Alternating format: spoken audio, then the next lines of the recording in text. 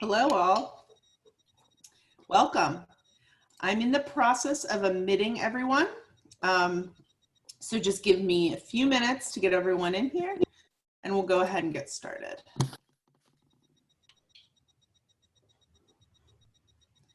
All right.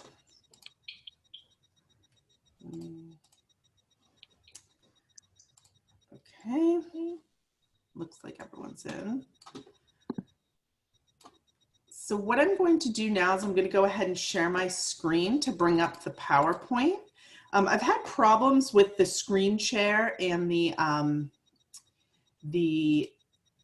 how it duplicates on my screen. So hopefully I can get this to share appropriately.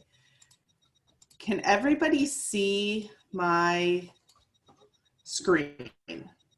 Yes. All right. What I can't see though is when people want to come in. And so that's what I have to work out. Give me 1 second. Huh? Sorry about this. I just closed my presentation.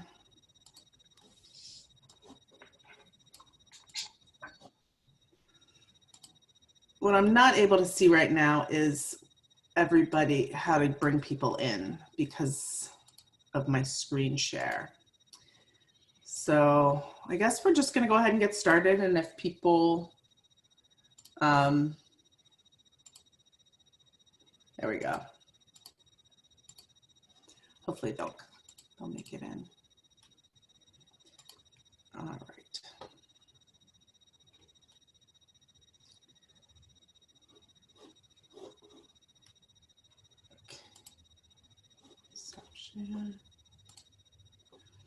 All right, I'm going to share old school. So you're going to actually see my entire presentation. I'm not going to be in share mode. The reason I'm doing this is because when I put in share mode, I can't see who's trying to get in. And so as people want to join later, if people want to join a little late, they won't be able to join because I can't see who's popping up. So I apologize for the view, but I think it's better that more people get to see the presentation than me having a perfectly viewed screen for you all to see. So we'll go ahead and get started. I know 4 minutes late, but thank you for your patience. So for those that don't know me, I'm Annie Condas, and I am the I'm the Dean of Career Development and Employer Relations here at Dickinson. So now that I have all of you on, can you give me a thumbs up that you can see my screen with this slideshow? Yes, great. So I'm going to go through this, run through. If you have any questions, you can absolutely unmute yourself. There's points in the presentation where I'm going to stop the presentation and I'm going to say, does anyone have any questions? Feel free to unmute yourself and ask if you have questions at that time. So we'll go ahead and jump in and get started. I'm assuming that most of you on the line are seniors at this point. And so, some of you might be juniors, but we're gonna really focus on the job search from a senior perspective. And for those that are graduating, in May 2021, although it's very applicable for those graduating in May 2022 as well. So what we're going to really go through today is we're going to talk about job search strategy. All of you are going into very, very, very different fields. And so what we won't be doing is going into the niche elements of every single field. But what we'll do is talk about how you want to build your strategy so that you can be the most successful that you can be in your search. We'll talk about timelines of different industries and when you want to be focused on the search and when you want to be focused on building your strategy for the search. We'll talk about what's in your control and what's not in your control. And I know you probably know a lot of this, but it's just putting you at ease that there are certain industries right now that are doing really, really well. And there are certain industries that are struggling. And we're going to identify what those are and allow you to recognize that that's not in your control. You may have your dream of working in a certain industry, and it might just not be a possibility because of the economy in that industry, and that is something that's out of your control. However, there are steps that you can do to have some control there. We'll talk about the steps associated with the job search. I have 10 steps that I'm going to walk you through. We're going to talk about search resources that you could use, talk about the most effective strategies, and learn where Dickinson students go with major. Okay. So let's talk about job search stats a second. So I'm going to ask a question. How long on average does it take for people to find a job in their chosen field? If you could just unmute yourself and shout it out. How long on average does it take to find a job?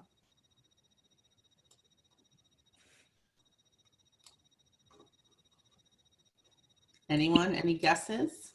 I feel like it's very relative to the type of job and just the time of year that you're also looking for a job. Yep, definitely, for sure. Yeah, because a lot of people say, well, I can go down the street and get a job at the grocery store in a day. And so that's good. Any other guesses?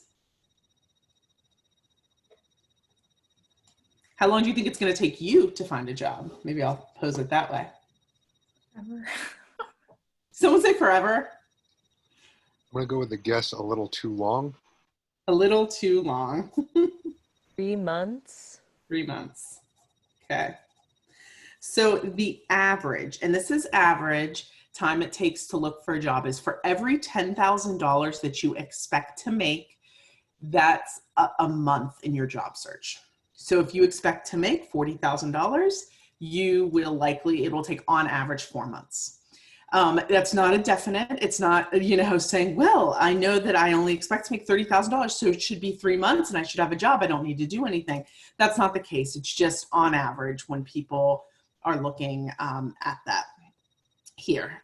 What I have here in this graphic that you'll see is that I wanted to show you the impact that the pandemic and COVID has had on the job search. And so we surveyed our employers and we asked them, how do they anticipate changing? So we can say that it's 1 month for every $10,000 you expect to make. That's in a typical year. So what's the impact there? And so you can see that the percentage of employers that are making changes to their recruiting operations. So, or not just recruiting, but their operations. So workplace operations, 72%, recruiting, 56.5%. So they're making changes. Most of those changes that we're seeing is that they're no longer meeting candidates in person. Sometimes it means a reduction of recruiting. Sometimes it means they're ramping up recruiting. But most often the answer to this was that they'll no longer be meeting candidates on site. That only 3.1% were making changes to their internship program for 2021. We saw a lot of that really impacting your class last year. And so we saw that number up, and then travel and conferences. So I think the big thing to look at is about 50% of employers are making major changes to their recruiting operations. So the way that we've always done the job search might not be the way that you're going to approach the job search. And we're doing our work to find out that information quickly. So, we talked about 1 month for every $10,000, but it does take work. This is one of those things in anyone's life that it is the first thing that's a bit ambiguous. So for instance, for many of you, everything you've ever done, you've always known, if I get this SAT score, if I get this GPA, I'm going to apply to this school. The chance of me getting in is so-so, but I will know by this date and I'll have a decision by this date. And there is some ambiguity to the job search. There's no decision deadline. There's no, if I know this by now, I'll have all my offers and I'll be able to pick between my offers. Many times when you're working through the job search, offers are coming in a staggered fashion, if they're coming in at all. And they're coming in at a place where you have to make some decisions about, do I want to hold out for a better job opportunity that I'm interviewing for? Do I want to take what's offered? So there's not as much consistency as there is with fellowships or graduate school. But at the same time, once you do land that opportunity, you'll feel really, really good to be able to kind of move forward and be in that space. So let's talk about what we can control and what we can't control. So you've probably heard a lot about the economy. We're looking forward to, we're hoping for the class of 2021 to not be impacted as much as the class of 2020 by everything that's going on. Companies are learning to adapt, and what we saw a huge hiring freeze happen starting in March, and we saw about in September that those hiring freezes are starting to lift. So specifically in consulting, defense contracting industry, finance industry, those were areas where we used to be big recruiters for our students. They all put on hiring freezes, and we're starting to see that open up. However, we can't control the economy. We can't control companies hiring freezes. We can't control government shutdowns or how long this will last. But these are some things we can control. And what you need to focus on is the skills that you can to present yourself, the skills that you can do. Learning about organizations, learning how to do a really solid video interview, learning a new tech skill, reaching out to Alumni for advice, retooling your resume, developing a portfolio, holding virtual informational interviews, and developing a plan B. I want you to be focusing, obviously you're going to be applying for things. Many of you are going to start applying for these, but I also want you to be focusing on these things rather than being frustrated when your niche section is not hiring at the rate.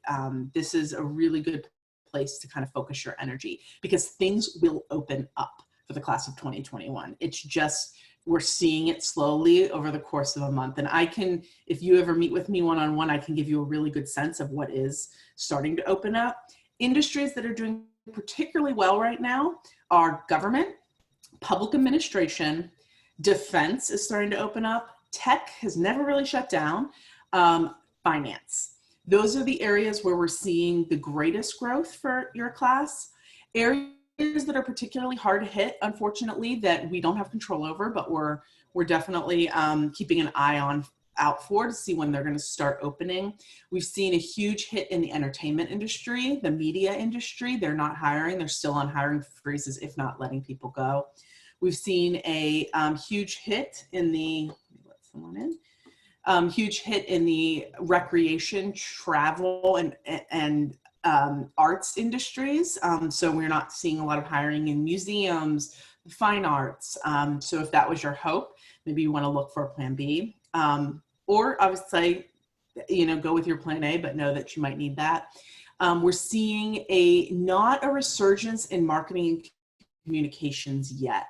I'm hoping to see that again starting in the spring semester, January, February. However, that recruiting cycle doesn't really start till March. So we have some time for that one. Whereas tech, government, accounting, those recruiting cycles are right now.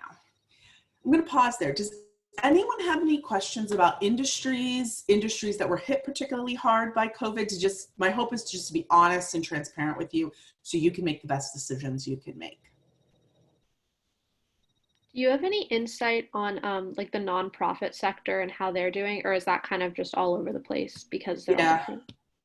Yeah, I will say that the nonprofit sector hasn't opened back up yet. Their recruiting cycle starts in March. So it's not as impacted. It's been impacted and it's not opening up right now. So we have on our website, you can actually see our industry confidence scores. It's on the front page of our career development website, and nonprofit has been hit pretty hard.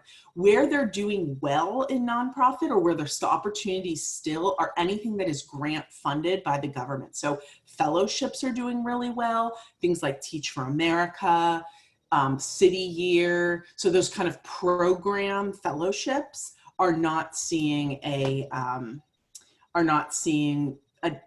decline. So if you're thinking nonprofit, you might want to look towards more of those program-based opportunities rather than like an entry-level job as a program coordinator.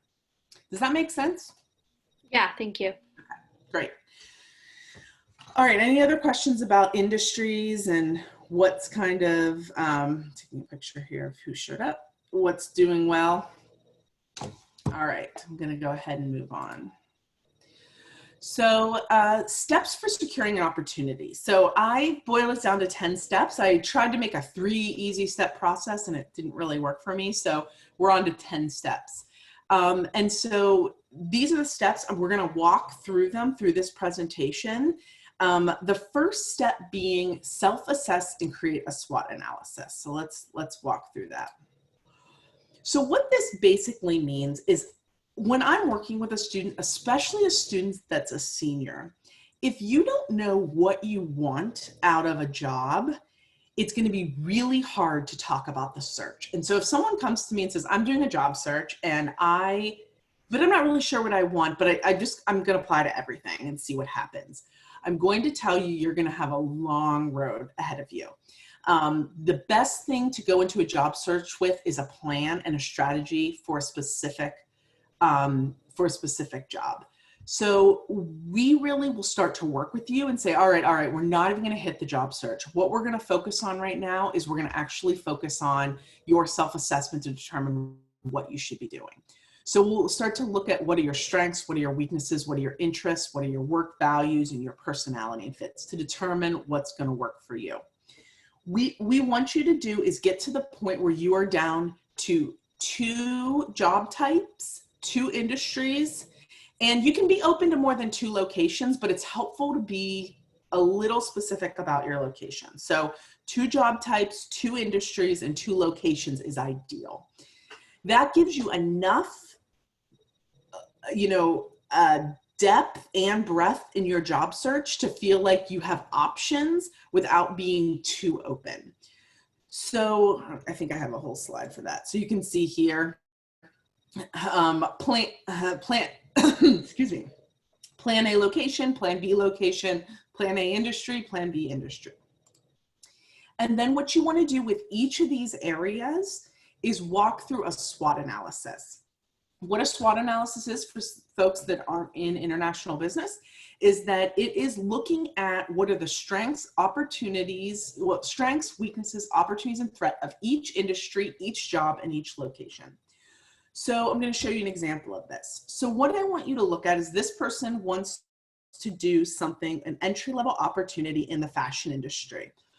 So what you want to look at are the strengths. So this is your strengths. So this person put, well, I've had 2 internships in this field. I know trends. What are this person's weaknesses? Their internships were more in mass retail at Gap, but they're interested in luxury brand and they're not a fashion major. So these are their personal strengths and weaknesses. And then there's opportunities, things that you can't change, but are really good about the industry. So you might have some contacts in fashion, many Dickinson alumni in fashion, and then threats. These are things you can't change about the industry. So there's people that have majored in fashion design. It's a very competitive industry. And then you want to throw in the COVID element, which is, has this industry been hit by COVID? So you want to know where each industry stands, and we're happy to help you with that. Any questions about SWOT analysis or assessing your industry to make sure it's kind of, you know what you're getting into? And I do apologize, my dog is snoring and she's really loud. So if you hear that, that's her. She won't stop. Okay. So let's talk about industry timeline. This is a little hard to see here. Maybe I can make it a little bigger.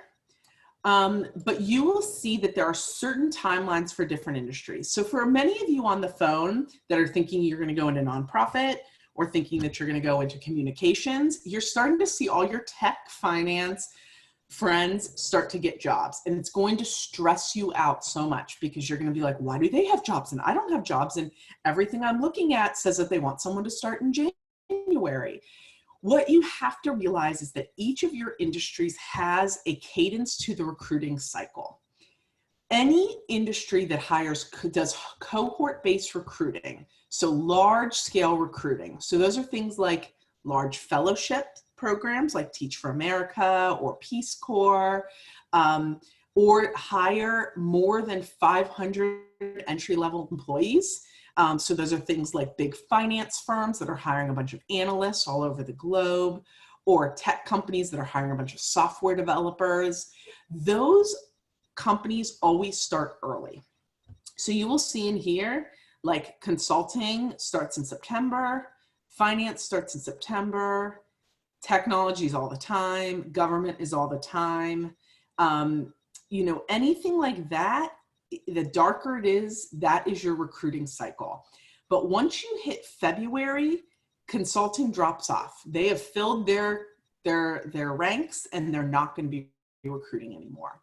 And so it's really important that you know what your industry timeline is and that you really are dialed in to when those applications are due.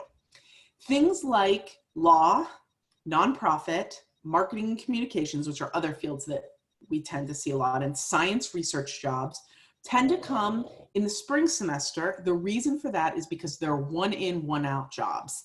They're on-demand hiring, which means that there's one position at a nonprofit, like a program coordinator role, or there's, you know, a marketing coordinator or a communication specialist at another job. There's one position, maybe 2 positions at each organization. So that they tend to post those. As they come up. So we see an increase starting in probably February for these fields, and around March, April, May is the peak for these fields. So don't get too worked up if you don't see things. However, those industries are industries where you need to do tons of networking. So it doesn't mean that you shouldn't be starting now with networking and talking to people. It just means that the actual applications won't be due until the spring semester. Any questions about industry timeline? Anything you don't see up here that I can help you with? Okay. So let's talk about strategy. So the next step after you self-assess, know your industry timeline, know what to expect out of the job search for each of your industries, and once again, we can help you with that. You're going to create a plan that works for you. So there's 2 different strategies that usually I see students take.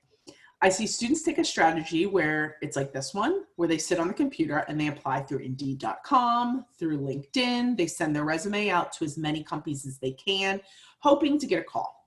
And then I see this strategy, which is they go forward, they call a bunch of people, maybe friends, family, old, internship supervisors, and they sit down and have coffee with them and ask if there's any openings.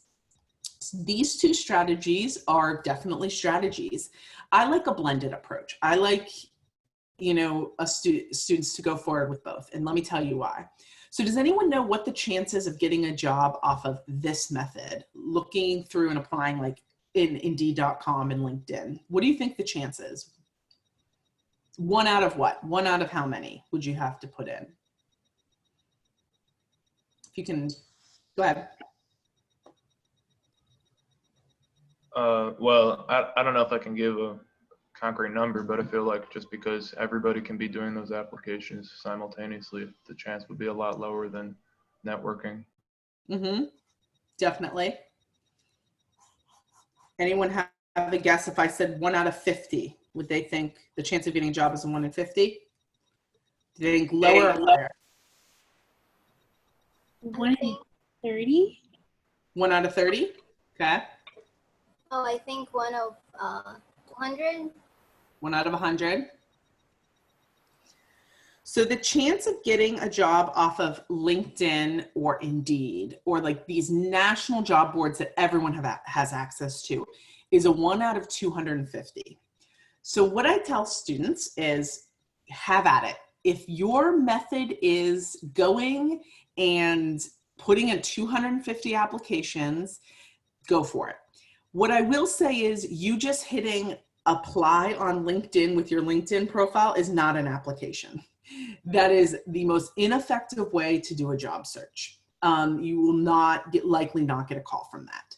Or if you do get a call, it's probably from some sort of scam organization and not the type of job you want. The hidden job market is the best job market.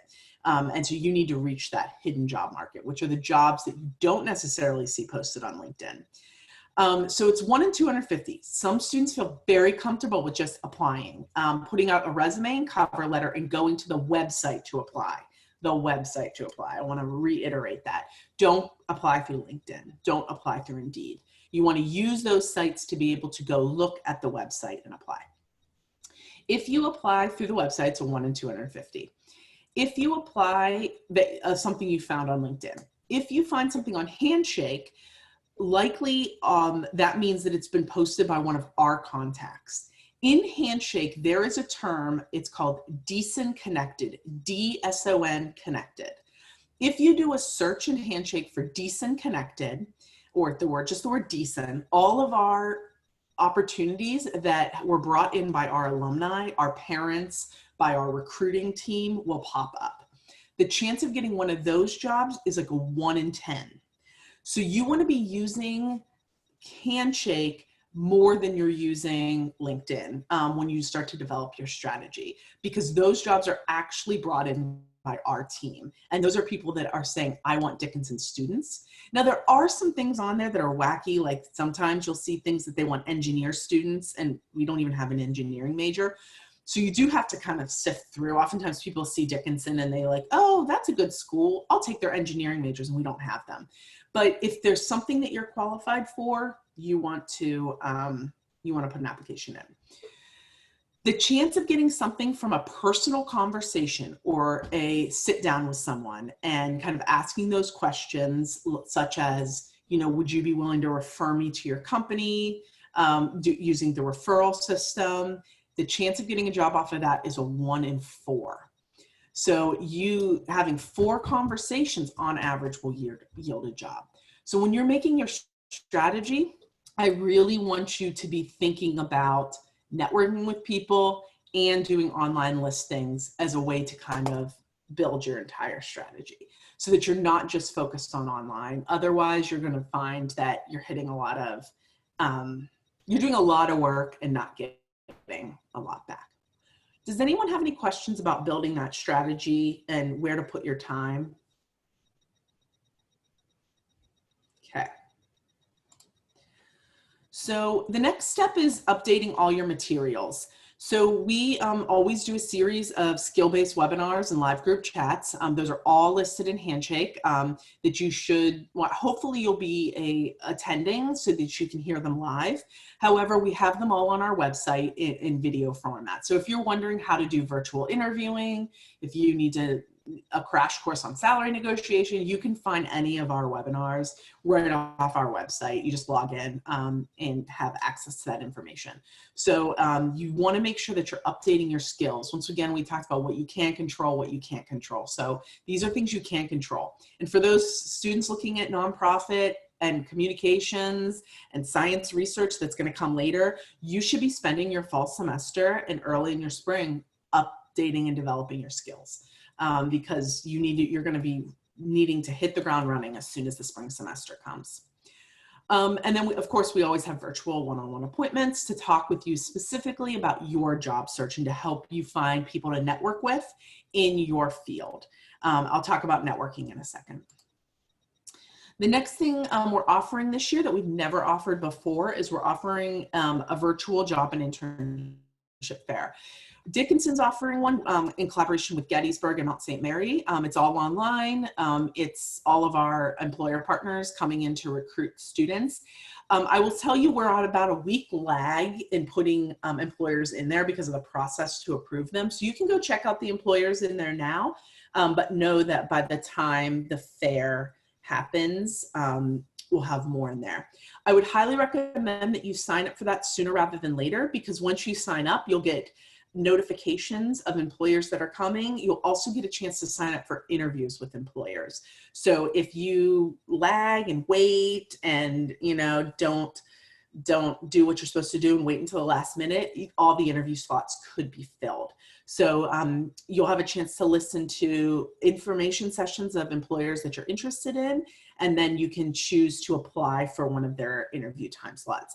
And then they'll decide who they want to interview. But if you don't get your application in to interview, you could find that you're locked out. So don't lag on that. We have some prepare for the fair webinars that you will attend to make sure that you know how the system's going to work. We've never run a virtual fair before, so it's very new for us. But we're doing our best in these times to bring opportunities to you. I put attend a virtual fair because there's other virtual fairs that aren't Dickinson virtual fairs you can attend. Amazon is having a big virtual fair coming up for all their opportunities at their company. Those are all listed in Handshake. We make sure to put them in there so that you can be aware, but you should absolutely be attending some of these virtual fairs just to talk to different employers and see what they have going on. Any questions about our events, our appointments, our virtual job fairs? Okay. So here's the biggie. So the next phase is networking. This is something that you all should be doing now. And I would recommend that you all make a goal for yourself. Our networking workshop we had our networking workshop last week. So if you didn't get a chance to attend that, we have that on recording. So you should definitely check that out.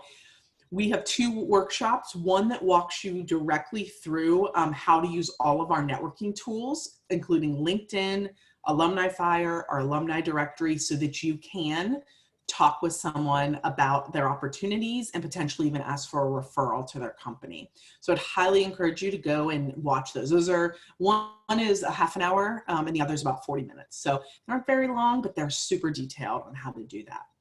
So the networking is how you reach the underground job market. So I'm going to give you an example. My husband, he works for Leidos. It's a defense contracting consulting firm. And their company just re-upped the contract with the federal government for the Navy. And he said to me, Annie, I need to fill 25 positions in order to stay in compliance with our contract with the Navy. And I have to do that by November 1st. And he said, I really don't want to work through a recruiter. Do you know anyone? And this is legitimately a conversation that we had. And then he gets a bonus for everyone he brings in. So if you're having those conversations with people, those jobs are not being posted. It's literally like his boss said to the team, we need to fill 25 new positions to be in compliance with our contract. Come on, let's figure out who we can call, who we can ask.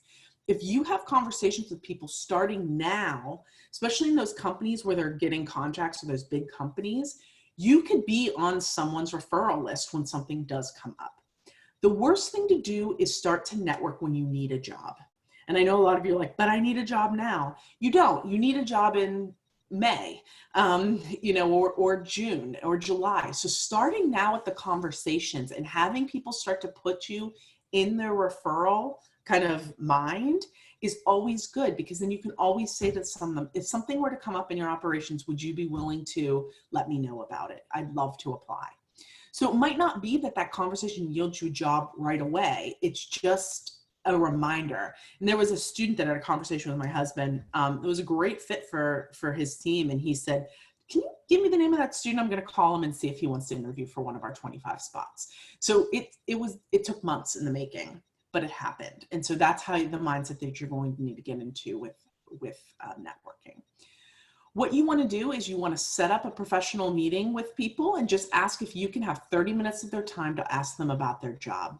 This is a chance for you to just talk with them, learn about their industry, run the SWOT analysis with them. So what are the strengths that I bring? What are the weaknesses? What are the opportunities in the industry? What are the threats? So asking them those questions are really, really good.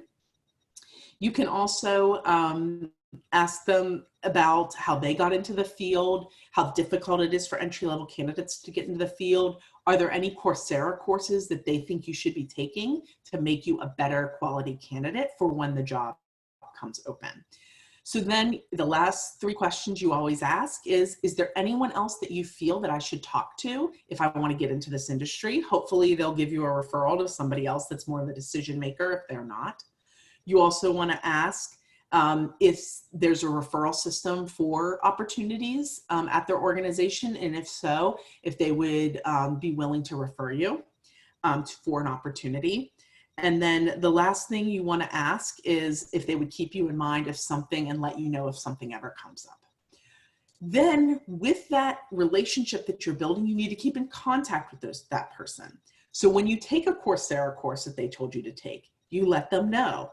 So then they're updating their Rolodex in their brain of the skills that you have. You want to let them know when you talk to the person that they introduced you to, go back to them and say, thank you so much. That contact was super helpful. So these are the way that you can start to build those relationships and make inroads with people. What you can't do is you can't ask for a job. You can't say, would you give me a job? But like I said, if you start to realize that there's a referral system through their company, you can always ask if they would be willing to make a referral for you and a reference to talk with people. And never forget a thank you note. You always want to send thank you notes at the end of that conversation. Keep a spreadsheet of everyone you're talking to so that you don't forget when someone does come back and say they may have something, and that you're keeping up with follow-ups. Any questions about the talking to people, that 1 in 5, you know, the most effective way to kind of approach the job search? Any questions? I wish I can see all your faces, but usually this is the point in the presentation where people start to look a little scared, like they don't want to do it, but it can be really fun. And I'm telling you, it's the most effective way to get a job. Okay. So these are questions, you know, when you get in with somebody that you can ask them. So who do I interview and what do I ask them? So we have a series of programs that will help with connecting. So if you remember, I'm going to briefly go here to just show you.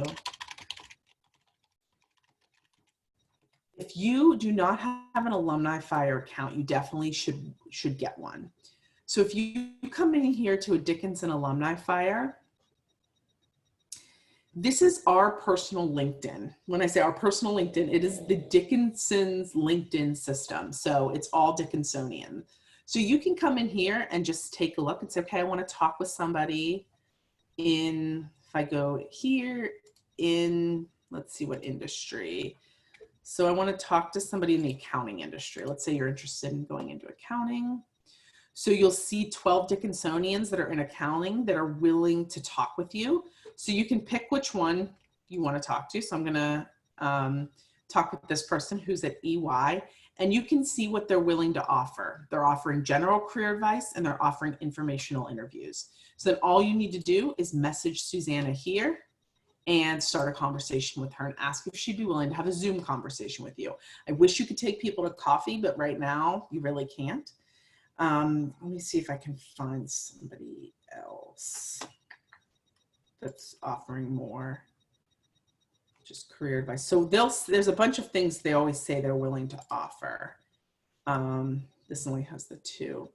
Other things are like networking, how to access the, you know, how to access their applications, but you can also do a search for what organizations are hiring. So you can see members seeking full-time members at companies that are hiring, which, oh, these are accounting. So if I get rid of accounting, you can then pull up and see that. If you're somebody that's generally afraid to, yeah, so you can see here, there's an extra introductions in networking. If you're someone that's generally afraid to talk to people, I would start with Alumni Fire. The reason is Alumni Fire, everyone on there has said they're willing to help you. LinkedIn, if you want to do a LinkedIn search for people, I'll show you how to do a quick one very quickly. But if you want to do a LinkedIn search, these folks have not said they'd be willing to help you. So it's much more of a cold call, whereas Alumni Fire is a warm call. So if you jump into LinkedIn and say, okay, I want to talk to somebody on our network, you'll just go to the Dickinson website, or the Dickinson page. You can just search Dickinson College up here, or you can click on the D in your profile. And if you go here to alumni, and when you come down here, you'll see where they live, where they work. If you hit next, what they do and what they studied. So you can see all 20,000 alumni. So if you're saying, I want to look for everyone in the Washington, D.C. area, and I'm interested in, if you go to next, everyone in Washington, D.C. that does media and communications. So it will pull up 175 alums that do that. And then you can start coming through to figure out who might be the best person to network with. I usually go based off of shared connections. So I look at people, like I would look at someone like Casey Cunningham and see we have 160 shared connections. So then when I open her up, I can choose to connect with her and write a note and ask if she'd be willing to talk with me, or I can ask one of our mutual connections if they would introduce me to her. So I'm not going to go in any further than that. If you want more information on how all that works, I would absolutely encourage you to watch our Utilizing Networking Tools program that is on our website. That will go into detail of how to do that. Any questions about conducting informational interviews and talking with people about what they do and basically asking if they would keep you in mind for future? Any questions? Quick question, just about like the field of like mental health counseling. I recognize that that's something that a master's degree would most likely be necessary, but in terms of networking, would there be any differences in how to go about that at this like time? Yeah, so if you're thinking about going into mental health counseling, you would need a master's degree to be a counselor. However, you don't necessarily need a master's degree to work in the field. So there are positions called like TSS positions, which are therapeutic support staff positions that oftentimes bachelor's degrees, they hire people right out of undergrad, and people become therapeutic support staff for a few years before going back to get their master's, if they want to do it that way. So you don't need a master's to go into the field. That is a huge networking field. So oftentimes it's trying to contact people at different agencies. So there are people that work for different psychological services agencies. So someone might work for Carlisle Psychological Services Agency. Contacting someone that works there and saying, I'd love to talk with you about what you do. And then asking questions like, so I'm graduating, do you recommend that I go right to graduate school? Are there opportunities for undergrads at your organization? Usually that's when they'll then say, well, we have TSS positions. I would love to share your resume with my boss for TSS positions. So yes, there is a master's required for that next step, but there are positions in between that you could absolutely go for. Did that answer your question? Yeah, thank you so much. I know it's so niche for every area, and I'm happy to always do one-on-ones to explain kind of how it might work. So the next step that you're going to want to do in the process, and this is my favorite part, and I think this can be the most fun, is creating your prospect list. So what your prospect list is, it's a list of organizations where you want to work. So the kind of the worst thing to do is just wait for things to pop up on Indeed, because sometimes things never make it to Indeed, sometimes things never make it to LinkedIn, but they're much more likely to make it to a company website, or somebody has knowledge. Like I talked about my husband at Leidos, and he knew that 25 positions had to be filled within the next month. And so what you're going to want to do is create this prospect list. And what a prospect list is, you're going to have 3 tiers to your prospect list. Tier 1 being your dream employers, which are like your Googles, your Amazons. I'm thinking of people in tech, right? Like the places everyone knows about them. They're big brands, but the chance of getting into those organizations, they're very competitive because everyone's applying to those organizations. Everyone wants in. So those are your brand name employers.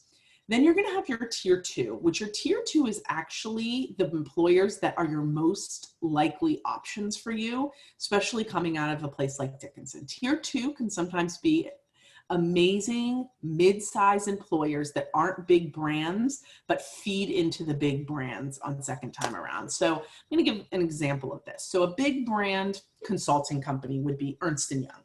You know, people really want to work for Ernst & Young. It's hard to get in there. But a second tier might be something like Enterprise Knowledge. They're a growing mid-sized consulting firm that hires from Dickinson, doesn't only hire from the Ivy League, that we would love to see on your tier 2 list because those are just as important as focusing on big brands. So what I want to guard you against is focusing on big brands all the time. Of course, you want to have your 10 that you're really excited about. This works the same in every industry. If you want to go into nonprofit, you know, your big brands are going to be your American Cancer Association. It's going to be your equal rights equal rights groups. Sorry, I'm blanking on the name of the group. Anyway, the big brands that you always think of. So what you want to be doing is maybe looking at some mid-sized nonprofits that are really doing well, they're growing. So you don't want to only focus on the big ones there. So ways to find that. You can, obviously your dream employers.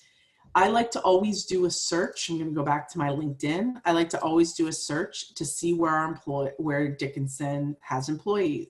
So you can see here, if I look at media and communication, Washington, D.C., you're actually able to see the biggest employers and where people work. And so something like Kivett, you may go, well, I've never heard of Kivett before, so I'm going to check that out. I don't know if I spelled that right. So you end up looking at a place like Kivett, and you see there's 70 professionals, so they're mid-sized, they're not huge. But then here's all their clients. So they're a really great company to work for that you probably have never heard of before. And then just looking at their careers, looking at all their different options. Ooh, they have a public affairs trainee program. And so Kivett might then make your tier 2 list. Not big brand, but a great company that you would maybe want to work for. So you're going to populate this list. Happy to always look over your tier list. So students oftentimes will show it to me, just be like, am I way off? Are these all tier 1 and I just don't realize it? Should I consider certain companies that maybe we have good relationships with? In Handshake, I'm going to pull up Handshake now. If you go into Handshake, you can see all these companies. So there's Sarah Morgan on here. I don't think so. So I'll use her account. So if you are a student and you go into Handshake, you can find companies that you might be interested in. All you need to do is if you go to jobs and then go to employers. And then after you go into employers, you can search by industry. So you can say, I want to look at all nonprofit. And maybe you want to do some based on where they're located. So maybe I want to look for all nonprofit in Harrisburg, Pennsylvania. So then what's going to come up are all the nonprofits in Harrisburg, Pennsylvania. And then what you can choose to do is follow them, or you can start adding them to your prospect list. So if you know, depending on what industry you want to be in, you could start looking at places like, oh, I've never heard of some company. What do they do? Oh, they work with people with developmental and physical disabilities. And so this is the type of organization that employs a lot of people, probably has some amazing opportunities that people just tend not to think of because it's not the big brand name that they've always heard about. And same with these other organizations here. So Handshake is great for kind of looking through companies and organizations that might do what you are really excited about to add to your tier list. And then the Vault, we have a Vault link, which also has on our website that will show you different organizations. And then a Google search, so, things like list of urban planning firms plus Portland, if you want to be in Portland, to find that list. It's pretty easy to find companies. It's more time intensive to go through all the companies, read about them, determine if you want to put them on their tier list. Any questions on creating your prospect list of where you might want to work? Okay. So once you have your prospect list of, let's say 30 companies or 40 organizations or whatever you feel comfortable with, then what you want to do is you want to find, you've already done networking for exploration. Now, after you make your prospect list, you want to do networking within a specific company. You should be able to find one contact using Alumni Fire, LinkedIn, or family and friends at each of those organizations. If you don't have a contact there, we can help you out. After you've already done your work looking through those softwares, we're going to make you do the heavy lifting first, but then we can help you with maybe finding someone else if you can't find someone that you can, or even taking the leap to contact someone at the organization that you don't know. So you want at least one contact at each of those organizations that you can reach out to and ask if they would be willing to do an informational interview with you. You may get a series of people not answering you back, and that's okay. It doesn't mean you can't apply there. You apply, you look at somebody else. You keep moving through that list of places, and you keep changing and adapting your list. There's always going to be your uncle that's going to come in and say, you should look at this firm. It's a great firm. You want to add that to your list. So it's a moving list always. So national job boards, the two that I recommend if you're going to use any at all are going to be Indeed and LinkedIn. They have the most. What these are called aggregators. So what that means is like you can find jobs from Dickinson on Indeed. It doesn't mean Dickinson is posting to Indeed. It just means that they have identified Dickinson as a larger employer in the area. And so all of our jobs get posted on Indeed. But once again, don't apply through Indeed ever. You want to always go to the individual website to apply, and then look through your contacts through LinkedIn and through Alumni Fire to see if you could get a referral in addition to applying. It's going to put your resume in front of a person instead of in a computer database. Any questions on using the large job search sites? Okay. Then here's some targeted job boards. So these are the biggest ones that our students use.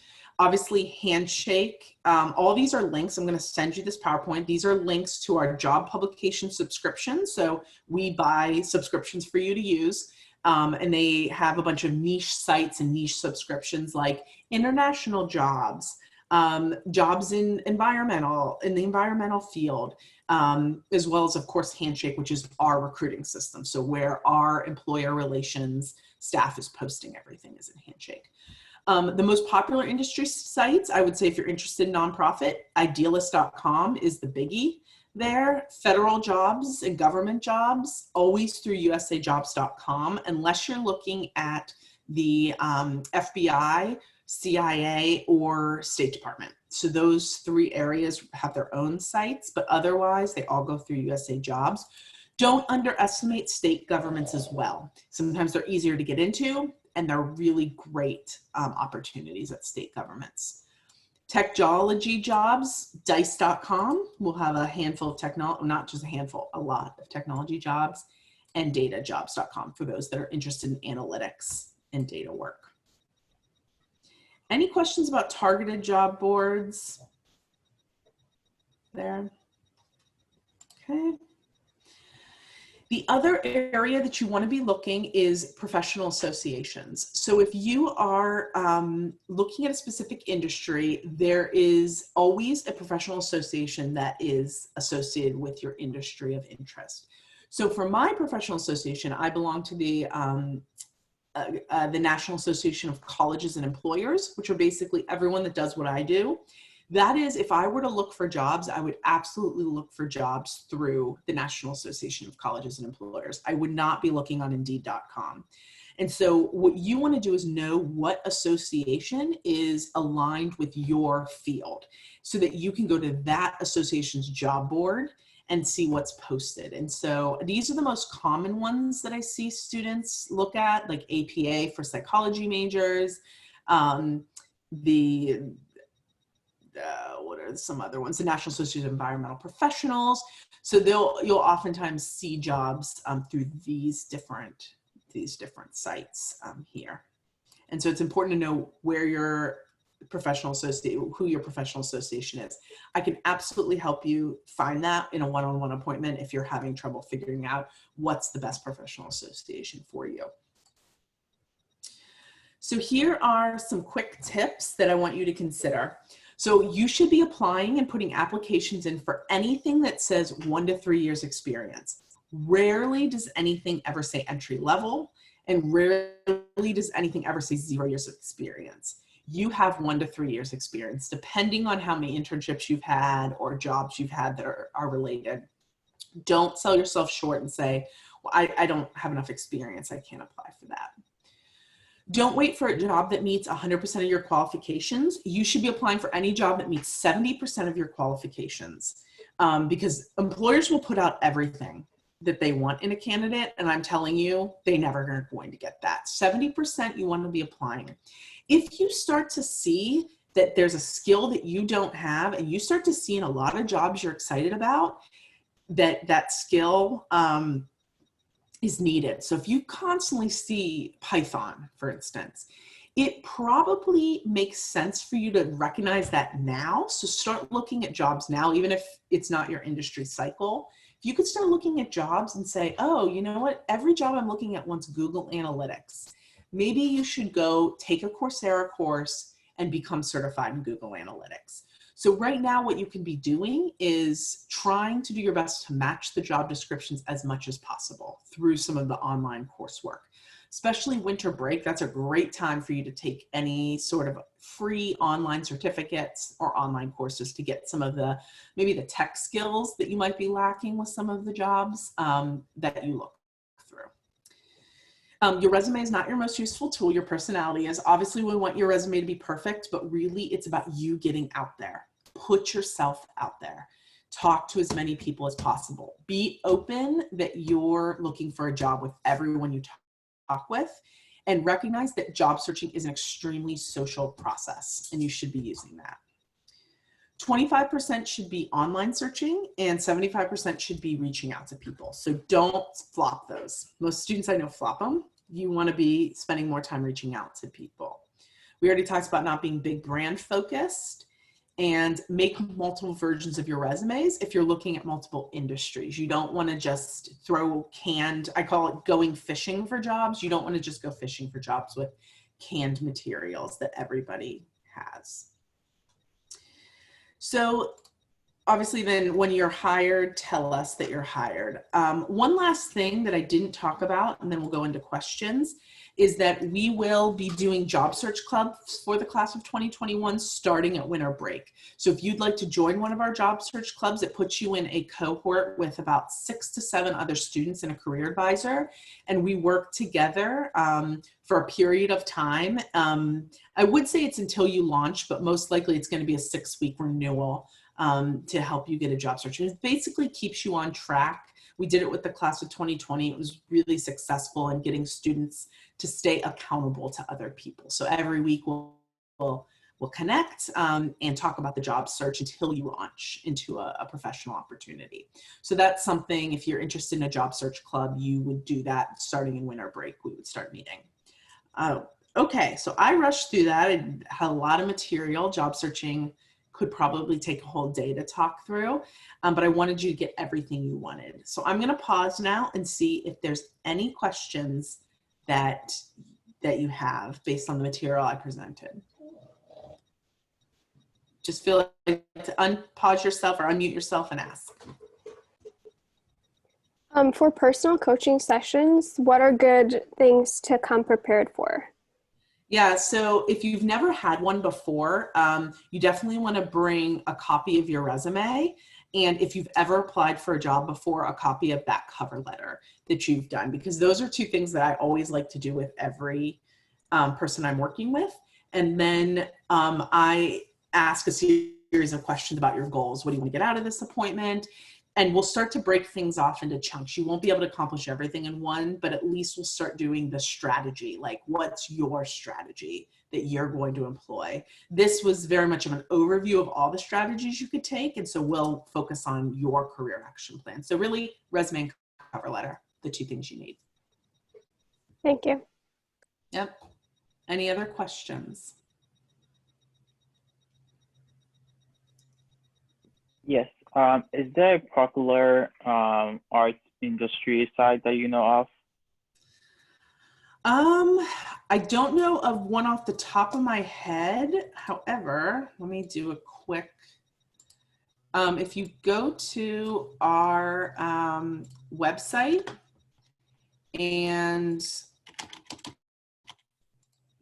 I'll show you all where all of our sites are right now. So if you go to our website and then go to career development, and then if you go to students, you will see we have job search and internship search here. So if you come down and look at job and internship postings, no,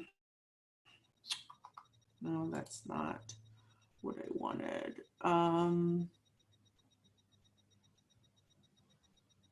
I'm looking for something that says like niche sites.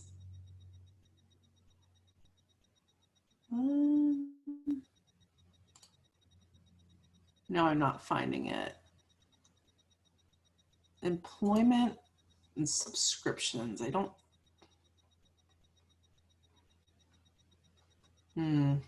We don't have any subscription sites that are for the arts.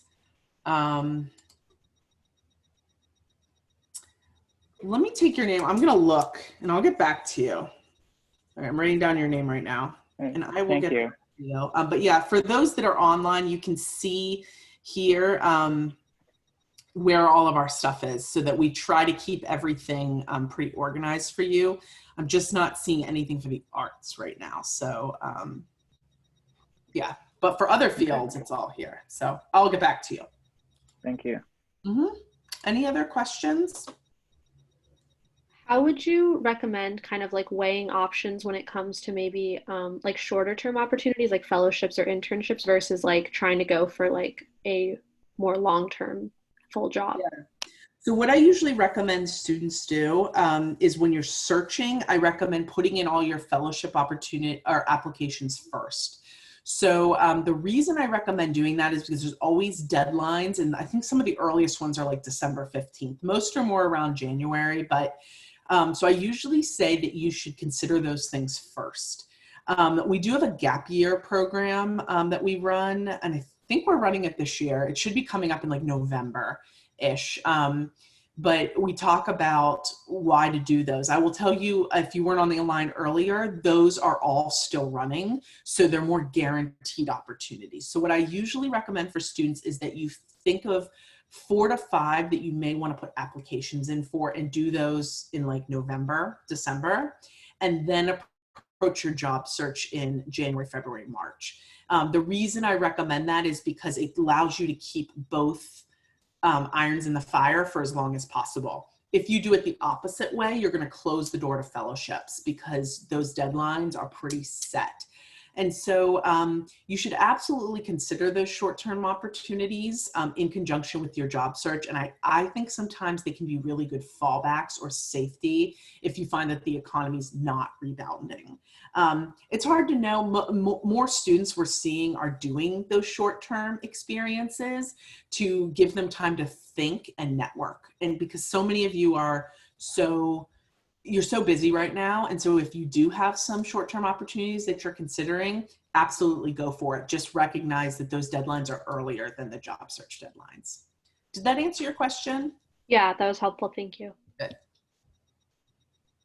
Anything else? How do you search for fellowships? Fellowships, good question. So I used to use a site called, you can see all my resources up here. So I used to use a site called Fellowships in Gap Year, and then Yale completely messed me up and they got rid of their online site. So what they used to have, and I need to find a new one, is they used to have a fellowship, and that's what I'm looking for right now. So you can see it used to be this link here. But they used to have a fellowship database. And so Stanford has one. Let me see if I can find it. Let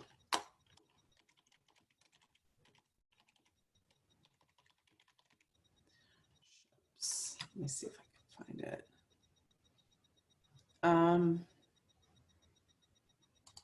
No, that's not it.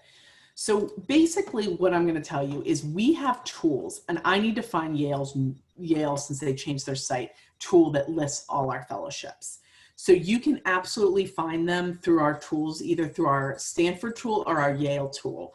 Let me take who was the one that asked that question? I'm going to get that to you. Amanda Stober. Okay. So Amanda, what I'm going to do is I'm going to find the new link since Yale changed theirs on me. And I'm going to send you. And basically, there's thousands of fellowships out there. This tool allows you to do a filter to find which fellowships you want to apply for. Okay, thank you. So I will get that, and I will get that updated on our site because I get very frustrated that they removed it. And I don't know if they did it because they don't want people like me seeing it. But I will send that to you. And then come to our gap year and fellowship program that is going to take place in November to get started with those applications. Any other questions? Oh, driving me nuts. I'll find this. All right, since there's no other questions and we're over time, I'm going to get back to those 2 students that asked those questions with resources, but this is the type of thing, these are the type of individual type questions that you would get in a one-on-one. So we would go through and find what are the best resources for you. It's hard to do that as a group. But thank you so much for coming. I hope it was helpful. It's a lot of information squished into a very short period of time. So this is just the start. So please keep coming back to our workshop. So thank you again for coming. I think there might be a few questions in the chat. Oh, thank you.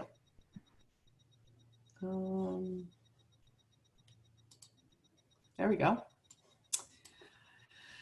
Do you know any field for math majors that are doing decently during COVID? Oh, that's a good question. Yeah, so for that question, for anyone that wants to leave, I do have some other questions here. I'll run through really quickly. So the math majors are doing well. Data analytics is doing extremely well right now. We're not seeing any decline in that. So I think that our math majors are mostly all launched. So if you are a math major out there, know that I think 100% of our math majors were launched into a field after 2020. So shouldn't have any problems there. What are common job positions that decent art students apply for? I think, Ernest, since I'm getting back to you with that, I will pull that list of all of our art students and what they did last year and for the last 5 years. So I can absolutely do that. And I would highly encourage a one-on-one appointment. And I will include you in the fellowship email. Absolutely. I'll actually send it to everybody on the list. All right, so Rebecca also wants that. So what I'm going to do is I will include all the fellowship resources in my follow-up email so that you all have access to that. So I've never done this program virtually, and what I learned is it's hard to get all the information out. So I will do the best I can to get all this information into one email sent out to all of you so that you have all this good information. All right, I think I made it through everything. So have a good evening. I'm going to sign off now. Otherwise, I'll keep you on for another hour. Thank you. Bye. Thank you.